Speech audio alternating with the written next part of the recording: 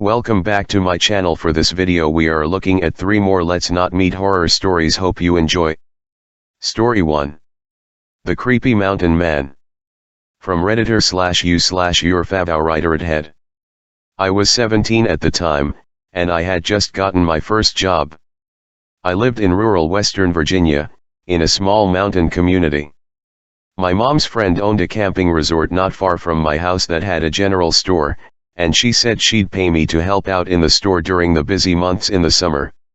It was a pretty easy job, and I met a lot of out-of-towners, which was nice because our community could get so isolated. Most of us lived pretty far away from each other. One day, a big burly mountain man type came into the store. He was in his late 40s/early 50s, probably 6'5" and about 280 pounds. He looked dirty, like he worked outside a lot. His clothes were sort of tattered and he had a long beard. He bought some basic items, one of which was one of our homemade bars of soap. When he came to the register, he looked me up and down carefully. He didn't talk for a minute, just stared. His people skills clearly needed work. "Did you make this soap?" he asked gruffly. "Possibly," I said. "I help out with that sometimes." "You make a lot of your own stuff? Toiletries and things like that?" "Yeah. I like that," he said, nodding to himself. I honestly did not know how to respond. I quickly rang up his items and he paid with crumpled money. Right before he left, he asked, "You cook, too?" "Sometimes," I replied. "Bet the boys round here are itching to marry you," he said as he smiled to himself. I said nothing. I was puzzled as to what I said that stood out as wife material. I told Krista, Mom's friend/boss, about the bizarre encounter and she laughed it off, so did my family and friends. But then, Mountain Man started turning up more often. We chatted a little bit here and there, and I found out he had a cabin in the woods. He claimed he built with his bare hands. He said he hunted and lived off the land, other than the things he bought at the store. Over time our chatter escalated, with him making comments about how nice it would be to have a woman like me around who could make those things, and cook his kills.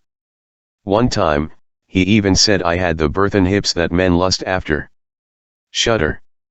He even started inviting me to fish with him, hunt with him, see his place, etc., and I always politely declined. But he got more and more insistent and I told Krista about how uncomfortable he was starting to make me. The intensity with which he said those things really scared me. She said that when he came in, go get her and she would ring him up. Thanks to her, I started speaking to him less, and I thought I wouldn't have to deal with him anymore. But one night, I was closing up, and it was late, around 10 at night. Krista had left about an hour before, and I was leaving by myself. The only 2 cars in front of the store were an old blue pickup and mine. I was immediately alarmed because I knew Mountain Man drove a blue pickup. But I didn't see him in the lot, just his car, so I walked quickly to my car and checked the back seat before I started her up. But then when I first turned the key into the ignition, I got nothing but sputters. I tried several more times and got scared quickly. Of all nights, why is this happening tonight? I remember asking myself angrily. Just as I was reaching for my phone to call for help, there was a loud pounding on the driver's side window. I'm shocked that I didn't piss myself. I didn't even want to look, because I knew it was him. But I did, and my suspicions were confirmed.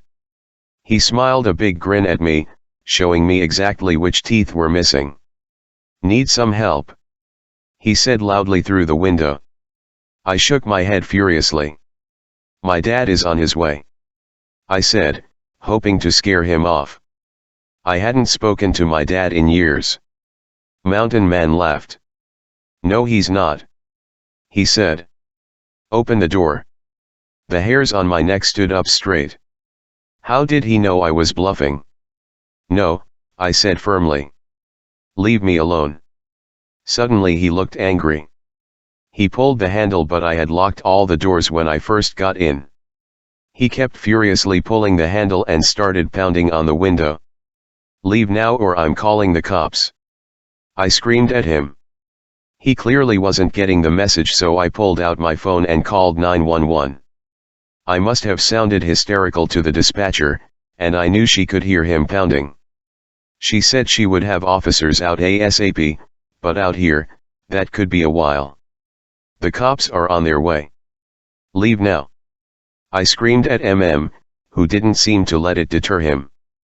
But after a few more minutes of pounding, he suddenly stopped and walked back to his truck. I watched him go, hopeful he would leave me alone. But then he started walking back toward me, with a F***ing crowbar in hand. "No!" I screamed at him. "Get the F***ck away from me." He started swinging at the driver's side window with the crowbar.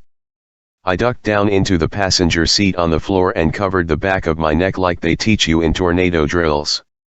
I heard the sickening crack of the window, but not for long. Suddenly, I heard male voices shouting, telling to get away from the car. I sat up and saw two men approaching, one with a shotgun pointed at I recognized them as a couple of guests staying at the resort for a camping trip. I breathed a sigh of relief and got out of the car, telling them that the police were on the way. I thanked them profusely as we waited for the police, and surprisingly didn't make any moves to get away, but the cops came pretty quickly after that, so he didn't have much of a chance. They took him away and I gave them my statement. I was pretty shaken up for a while afterwards. A few weeks later I finally got the scoop on the man. Apparently he had a history of mental illness. He had been in and out of state institutions. He really had been living in an old cabin in the woods, where he wasn't taking his meds. They found a journal that kept. Apparently, in it he said he was lonely and wanted a wife. He mentioned me by name a lot, stupid name tag, and Luke said there were a lot of lewd things in there about me that he didn't want to share, but tried to put it simply by saying that had a detailed plan to abduct me, starting with sabotaging my car engine to get me into a vulnerable position. When Luke said that, I nearly burst into tears thinking about how horribly that night could have gone if those two men hadn't come along. Thankfully, he has been put back into a state institution. With any luck, he'll stay there for good. Mountain Man, let's not meet again. Story 2. The creepiest room ever found under a bridge. From a former Redditor. I live in North Wales, UK. For anyone who has had the pleasure of visiting, it truly is a beautiful place to live, though, for an adolescent boy, it is certainly lacking in things to do. As a result, my friends and I would often find ourselves mindlessly exploring areas of countryside and coastline. Despite it being quite sparsely populated, in comparison to the closest cities, there is a dual carriageway running right along the coast from Wales into England. Also, train tracks run alongside this road for most of its course, occasionally passing overhead via a small cement bridge. Anyway, there was one night a few years ago, when about 4 of us randomly decided to try and explore the inside of one of these bridges, as one of the group had observed a manhole cover nearby which we believed to be the entrance. On closer inspection, we discovered that several tools would be required in order to gain entry. We returned with the necessary equipment and proceeded to unbolt the cover. It wasn't long before we had removed the heavy steel disc, and had started descending the ladder down into the structure. Once we had all safely reached the bottom, we decided to progress to the other side. At this point, we are totally confined into the narrow space that leads into the main area. So, as we squeeze and crouch, and at one point scrape along our bellies, to the other side of the structure there is a growing sense of claustrophobia between us. The distance from end to the other is surprisingly long, but by the halfway point you can look down through narrow gaps onto the motorway below. This was actually pretty cool, which helped keep us calm, in a strange way. At this point, apart from the mild discomfort and confinement, we were still just a group of guys on an adventure. This was about to change dramatically. No more than a few meters beyond halfway, which we could tell due to the symmetry of the passageways through the bridge, one of us claimed they could see some object in the distance at the far end. Slightly hesitantly, we agreed to investigate. Bad move. I reached the end first, and let me tell you, I have never felt the same sense of dread before or since. In front of me was a single fold-away chair positioned facing a wall. On the wall was a partially torn page from a newspaper, or a magazine, showing a fully naked lady in an erotic position. The reason I don't just refer to it as P*RN is because something was different about it. I can't put my finger on it, but it seemed more sinister than sexy, if that makes any sense. More disturbingly, the eyes of the woman on display had been cut from the page.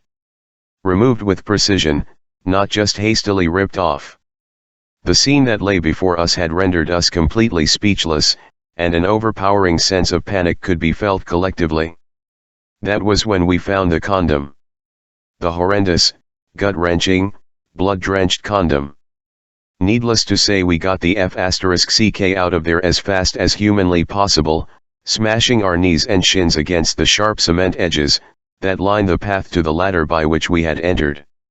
Of course, we were all praying to God that the manhole hadn't been resealed, as it was impossible to tell until you reached the ladder itself. Thankfully, the exit route was clear, and we promptly dashed as far away as our legs could carry us. I'm sure this ending comes as a disappointment to some of you reading this, as we, luckily, never bumped into the twisted individual who sits in that chair, but I must stress how radically out of the norm this was given where I live. I sometimes think, though not recently as I had more or less forgotten about that night entirely, about the person who climbs down into that bridge and navigates through the darkness to sit facing a wall, and do God knows what. You honestly couldn't envision a more surreal situation. Story 3. A true, very creepy surveillance story. From Redditor/u/Colby. I was living with my parents and sister in Brisbane, Australia at the time, 2008, which means I was 19.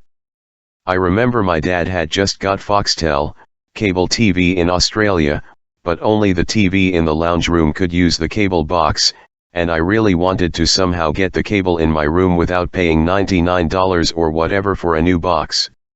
So Dad one day went out and bought an AV transmitter/receiver.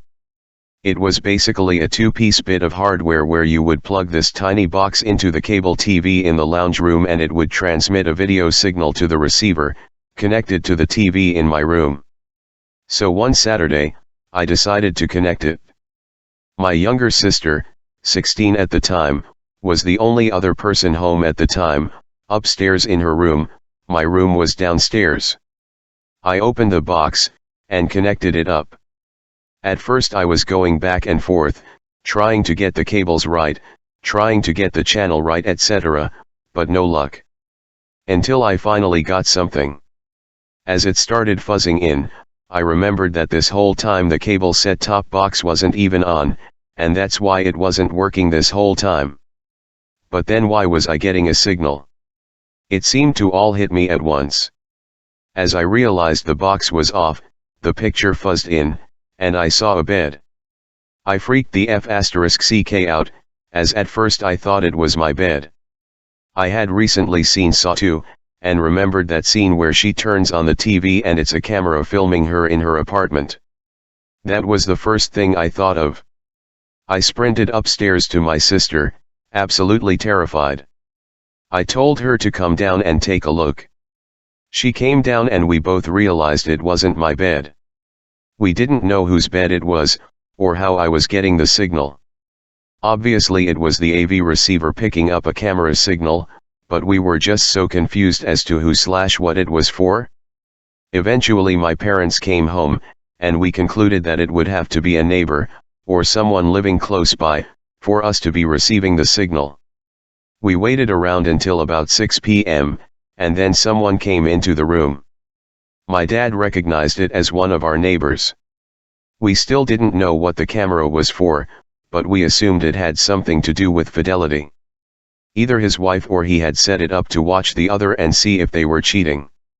Either this, or it was to tape themselves having sex. We entertained the idea that he was a murderer and would film himself murdering people in his room, but just to freak each other out. We'd always make jokes about how one night we'll turn it on and it'll just be his face with clown makeup on staring at the camera waving, and then him walking out of the bedroom with a knife. This never happened. But what did happen was still super creepy. We connected to the signal for over a week, but after a few days the novelty kinda wore off. We felt a bit weird watching it, and just resigned to the explanation that it was to catch his wife cheating. Until one day, we turned it on, and realized what we had discovered. Our neighbors were having a bunch of renovations done to their house. During weekdays they would be out, and there would be workers at the place pretty much all day. It had been like this for over a month. We started watching the feed and saw a man walk into their room. It was the plumber that had been there regularly for the renovations. We didn't think anything of it, until he started opening drawers. I called out to my mom, only person home at the time, and we started watching it. He started getting the wife's underpants and sniffing them, doing all that creepy sh*t. At first we were like, oh my god, how embarrassing, he's being filmed.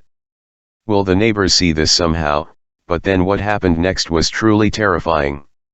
He slowly walked over to the camera and looked right down the f***ing lens. We were convinced that he knew we were watching. Mum immediately called Dad. I kept watching. He started fiddling with it and then put it back down. I told Mum that I don't think he knew we were watching, but he's definitely the guy that put the camera there. Dad came home, and by this time the plumber had left. Much to Mum's pleading, Dad went over to the neighbors to tell them what we saw. Mum wanted to completely stay out of it and was terrified, understandably. When we told the neighbors, they had no idea what we were talking about. They allowed Dad to go up to their room, and what he found, that was holding the camera, was an installed device in the wall that was designed to monitor water usage, which was completely normal, at the time, as Brisbane had been hit with a drought recently and there were lots of water restrictions, still is now I think. The plumber had installed this into the wall, but had fitted a camera behind it in the wall to watch the bed. Immediately they called the police, who came over and conducted an investigation. After a couple of weeks my mum was speaking to the wife next door and asked what happened with it all. The wife said that the police found out he would, at nights, come to our street and sit in his car, which had really tinted windows, and watch them on his laptop. When Mum told me this I got the biggest shivers. The reason was, besides the obvious of a creepy dude sitting his car watching people through a hidden camera, was because on multiple nights, when I had driven home late from my girlfriend's or walked home drunk after a night out, I remember seeing a station wagon, always about 30 m down the street from our house. It was never there during the day, always at night. I'd always walk past it and look at my reflection in the windows, assuming no one was inside. Thanks for watching. Please post your horror stories in the comments and I will feature them, and please like and subscribe.